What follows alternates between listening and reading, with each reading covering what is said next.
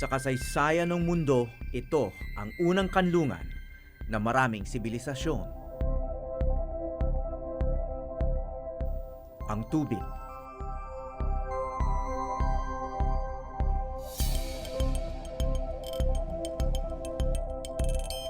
Sa tabi ng tubig matatagpuan ang mga pinakamalalaking lungsod sa mundo, kabilang ang Maynila.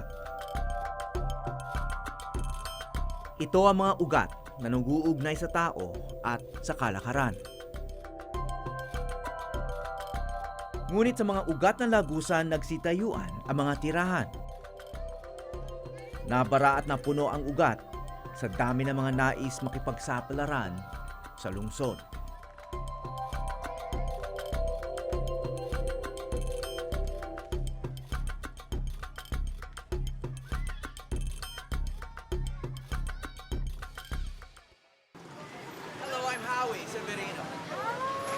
Isang linggo mula nang tanggalin siya sa pwesto bilang kalihim ng Department of Environment and Natural Resources o DENR.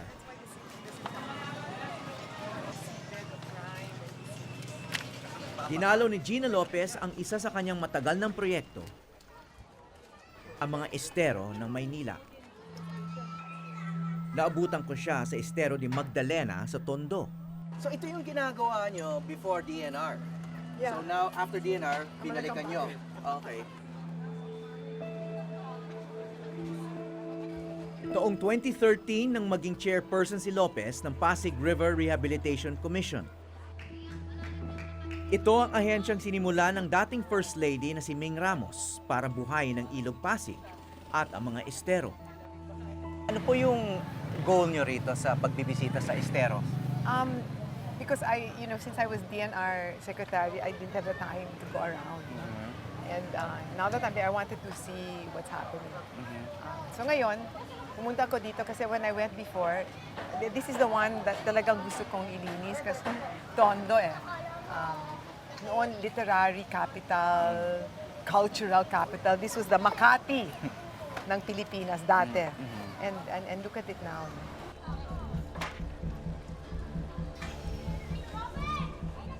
So we have to relocate, then we have to dredge and clean.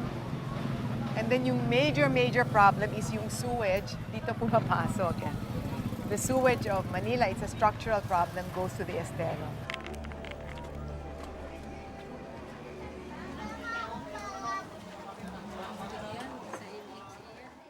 Saan galing itong basura? Karamihan hindi dito yung iba. Pero ang mga bata, di natin maiwasan ang mga bata, tapon talaga dito ang mga bata.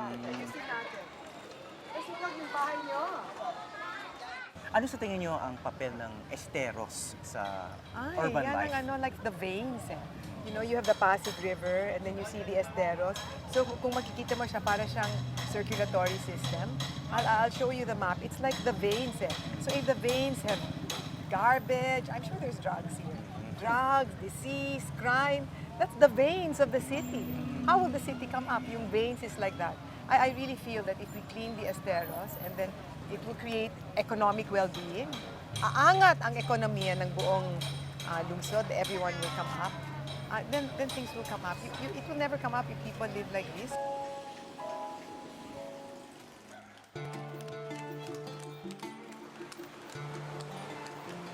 Bago naging kubeta ng madla, malaki ang naging papel ng mga estero sa paglago ng kalakaran sa Maynila.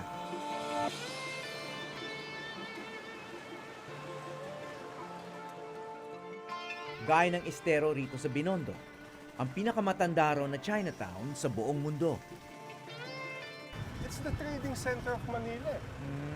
And remember, a large part of the trading center is the water. So kung wala ito, walang Binondo. Oo. Wala rin itong Chinatown. Wala rin Chinatown. Bakit? Ano ba dati ang Bakit itong part na to yung naging Binondo? It was actually... Bakit itong estero na to? So, basically, Binondo before was an island.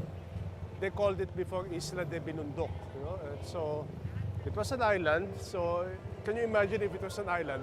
It was really crisscrossed by waterways. But remember, the Chinese are very focused on mercantile, no? On the marketing. So, what easy place to conduct your business when you have a waterway? They make the waterway your business road. eventually Binondo would become really the center of trade and business in Manila.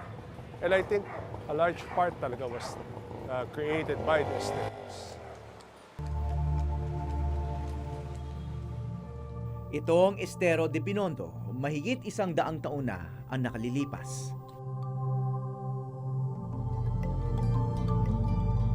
Buhay na ako noong malinis pa ang mga estero at maaring magbangka noon para marating ang mga kapitbahay o maski lang para mag-relax.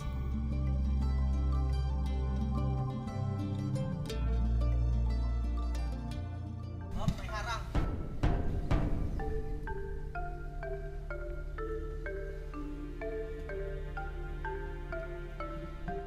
Ngayon tila buwis buhay na ang mamangka sa toxic na Estero de Binondo.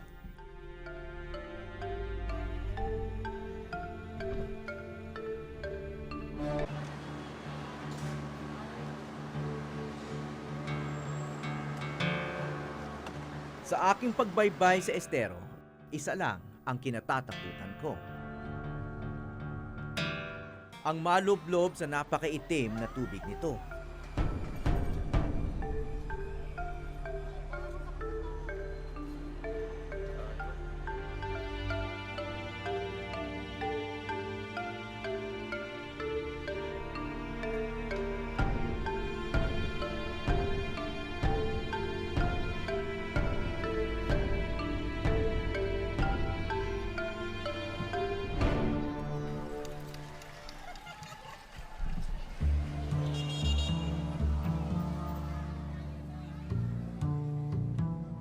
Ngunit hindi naging hadlang ang dumi at baho ng Estero para magtayo ng mga restaurant sa paligid nito.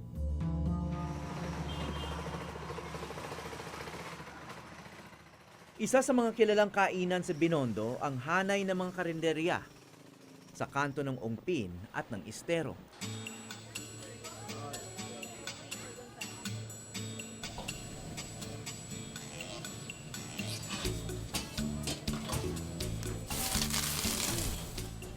Kaya kapag sinabi ng mga foodie, kain tayo sa Estero, ito ang tinutukoy nila.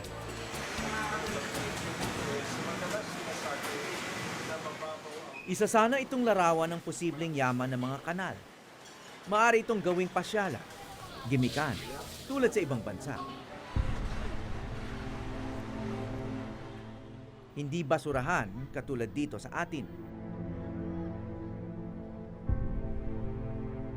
Ayon sa historiador na si Victor Torres, dekada 70 lang nagkaroon ng mga kainan dito. Siguro sinundan din nila yung nangyayari doon sa ibang bansa, sa Hong Kong, doon sa ano na pwede ka kumain sa tabing ilog, no? Eh dito naman, imposible naman kung makakain ka sa gilid ng Pasig, no? Kumbaga, the Estero ay hindi pa ipinag-iisipang lugar ng kainan. Ito'y tanggap na ng mga tao na lugar ng bagsakan ng mga produkto. Kasi kada biyahe ng mga bangka sa Estero, ang halos na katabi ng mga Estero ay mga pabrika. Kung hindi pabrika, mga warehouse. Ang pinakaugat ng mga malalaking estero sa Maynila ang Ilog Pasig.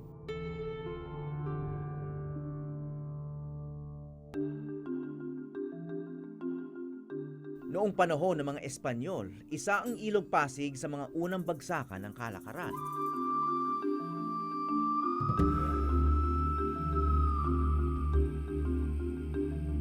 Noong panahon naman ng mga Amerikano, ang mga estero ay naging bahagi ng isang malawakang plano para pagandahin ang Maynila. Ayon nito sa mga plano ni Daniel Burnham, isang sikat na arkitektong Amerikano. Ipinangalan sa kanya ang Burnham Park sa Baguio. Bakit hindi natuloy itong vision ni Daniel Burnham? Iba't iba ang proyektong iniisip ng mga American Governor Generals noong panahon na yon. No? First of all, when the car started arriving here in the Philippines, ang number one naging priority ngayon ng Governor General, especially si William Cameron Forbes, was to put up roads. No? So the roads became the priority now. And the rivers became ports, the trading systems. They weren't imagined as waterways before. Yung pagkakaiba ng mga priorities. No? Until finally, naiwan yung pagiging o paggamit ng mga waterways ng Maynila talaga. Nabaon na sa limot ang matayog na plano ni Burnham. At hanggang ngayon nagtitiis tayo sa traffic sa mga kalye. Habang ang mga estero at ilog ay halos hindi ginagamit bilang daanan ng transportasyon. Kalaunan, ang mga estero naging tapunan ng mga komunidad at industriya. Hindi ko rin masabi. No? I think much of the culture that sinasabi ang Pilipino ay madumi. No? Because hygienically we're clean. Personally. Personally, di ba? Yun ang Personal irony eh. hygiene. No? Pero sa labas ng bahay natin, okay lang na magtapon.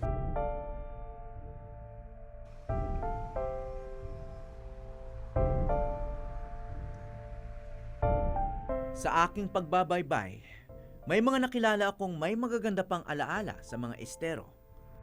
Kabilang na ang isang kwento ng pagliligawan.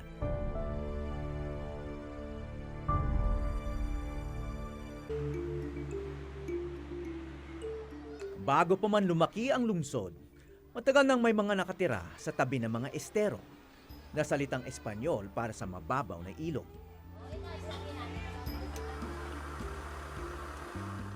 May mga angkan na matagal na rito, katulad na lang ng pamilya Concepcion. Taong 1969 nang ikasal si Norma Concepcion sa kanyang mister na si Eduardo.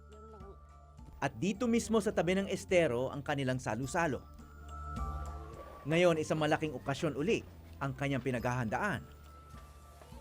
Ngayon, nagpe-prepare ako ng handa para sa debut ng apo ko bukas para gagawin dun sa kabila sa may ang venue is Sinag. So bukas yung kukunin ko pa yung ibang baboy. Kumbaga parang promise ko dun sa apo ko. Ito yung apo kong magdi-debut. Kung sa ibang panahon, baka ang debut ay gagawin na rin sa tabi ng estero. Pero ngayon, baka bumaho lang ang magagara nilang damit. Kumusta naman yung itong area na to noon, noong 1969? Ano? Noong 1969, inabutan ko ito. Lupa pa ito, lupa. Wala akong sementado. Ito naman ho, kahoy lang. Yung tulay? Yung tulay, kahoy lang. Hindi ho sementado yan. Puro mga maliliit na bato lang yan na nandiyan. Nung inabutan ko yung lugar ng bahay ng biyanan ko, may baras pa sila dyan, may lupa, buong lupa yan. Kami nagkaroon ng reception sa lugar na yan. Kasi yan ho, maluwag eh. Maluwag po yung side ng ilog na yan. Hindi pa po ganyan yan. Kasi yung 3 meters na yan, lupa pa ho yan. Maliit pa ho yung ilog na yan, tapos meron pa kami nakuwang 3 meters na doon ho kami nag-reception. So napakaganda pala. At yan tulay ng highway niya, wala pa ho yan. Ah, wala pa yung highway. So yung tubig na yun, pwede maligo? Pwede po.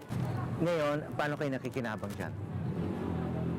Sa ngayon ho, hindi ko masasabing pakikinabangan namin, kundi nagiging problema namin. Kasi sa nakikita namin, iba ang tubig noon at iba ang tubig ngayon. Magmula po nung naging tao ako dito sa naging asawa ko, malinaw, ikukumpara ko po sa ngayon, ang ilog ay ibang klase na. Bukod sa mabaho, maitim pa. At may nakikita kami hindi tama. Basura, lumulutang.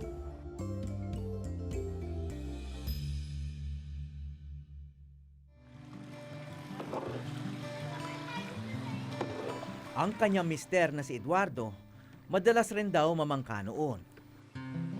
Maraming klase. May isda talaga na ulit. Tulad ng? Ang ayungin. Yung hipong, maliit na hipong tino. Kapag meron ka lang dalang lambat, mga gulay, maraming mga gulay. Gabi, mag-ano ka lang, magagata ka lang. Kangkong, kalbis ng kamote. Puno na siya yung dagot ng lugar na ito, sa linan ko. Ilang taon na rin daw na hindi namamangka si Eduardo sa estero. Wala na raw dahilan hanggang maaya kong magbalik tanaw ngayon. Ay ngayon, hindi naman itong mga basura na ito, hindi naman dito galing ito eh. Saan galing ito? Galing ito sa Paco eh. Yung mga tiga rito, hindi dito Wala, nagtatanim. hindi. Madalas kong marinig na mula sa ibang komunidad ang basura sa tapat ng kanilang mga bahay. tila bihirang may umaamin na may kinalaman sila sa problema.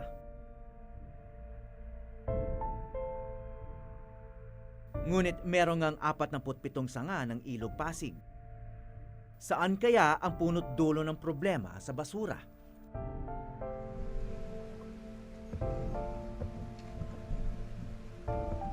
Ayon sa mga taga-Pandacan, galing daw Estero de Paco ang basura sa kanila.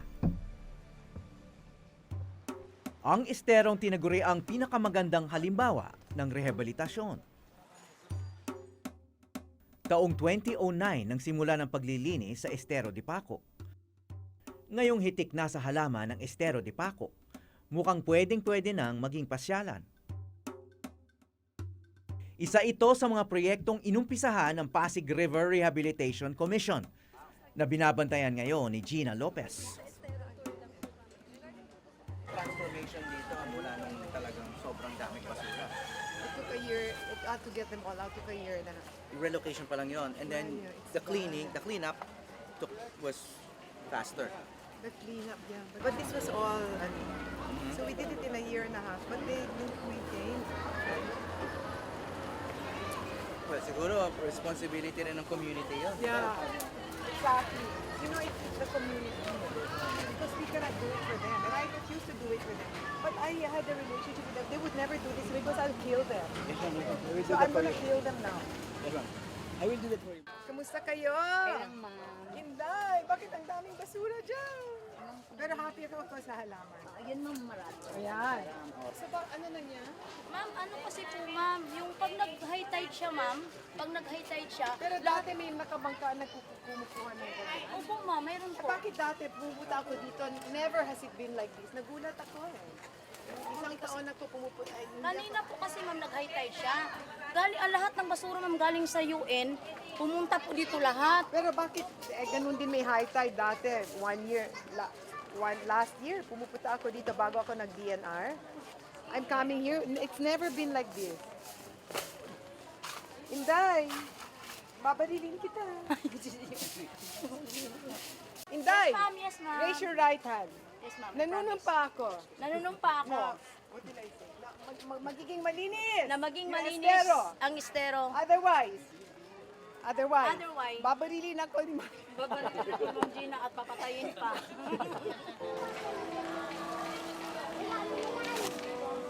Sa panahon ng tukhang, mahirap magbiro ng pataya para lang malinis ang paligid.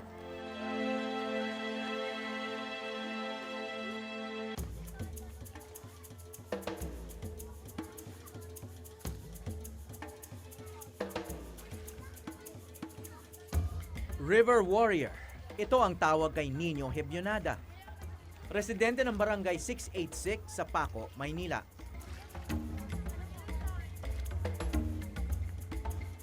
Isa siya sa mga voluntaryo naglilinis sa estero ng kanilang komunidad.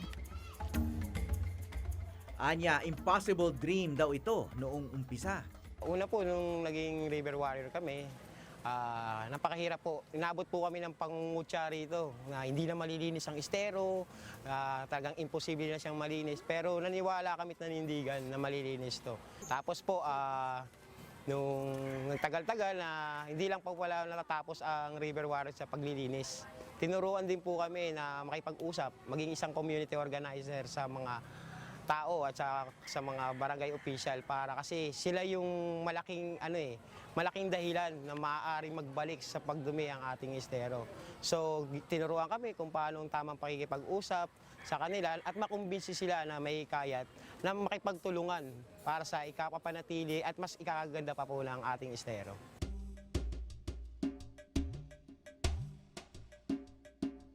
Apat na taon ang inabot para mabago ang itsura ng Paco.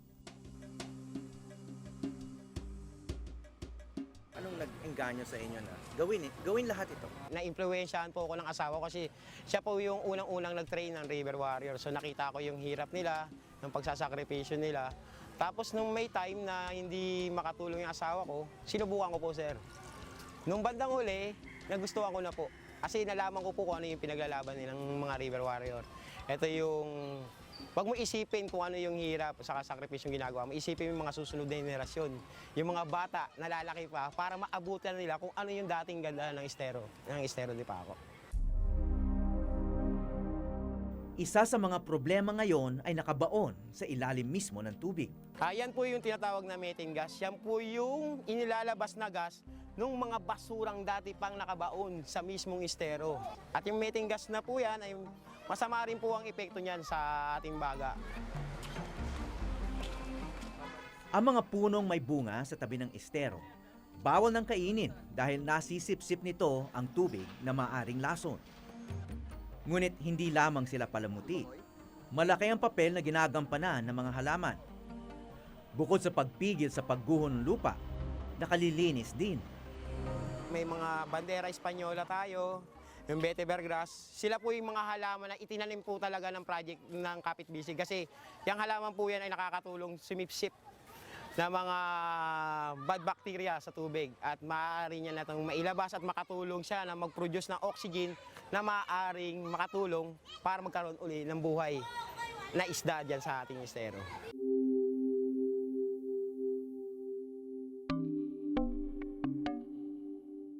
Sa hinaba-haba ng prosesyon ng tubig sa Maynila, sa Ilog Pasig din ang tuloy. At ang dumi ng bawat estero, dito rin dadaloy.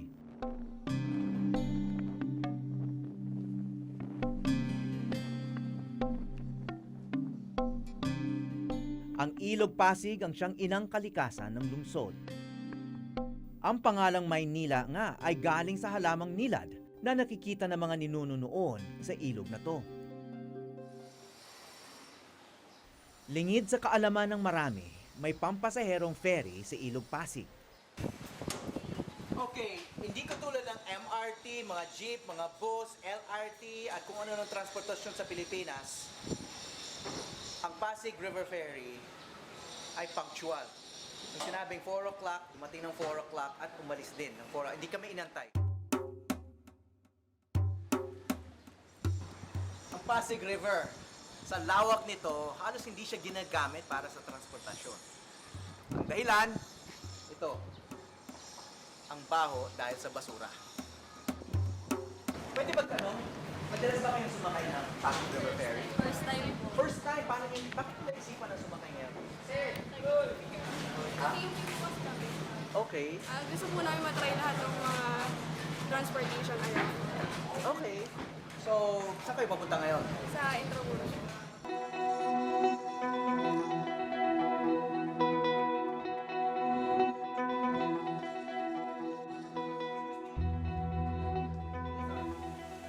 Eksaktong alas 5, umalis na ang ferry patungong Escolta. Wala ng traffic, wala ka pang kaba na maho-hold up dahil saan naman tatakbo ang salarin. Hindi lang pala ito mabilis na paraan para matawid ang lungsod.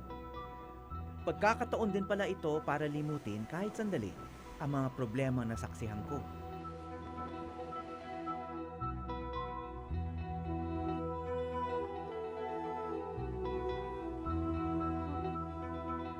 Bagaman batid kong nasa tubig nito ang baho ng syudad, dito mo rin maiisip na noon-noon pa, ang mga estero at ilog din ang nagbibigay ng ginhawa sa nag-iisang Maynila. Ako po si Howie Severino at ito ang Eyewitness.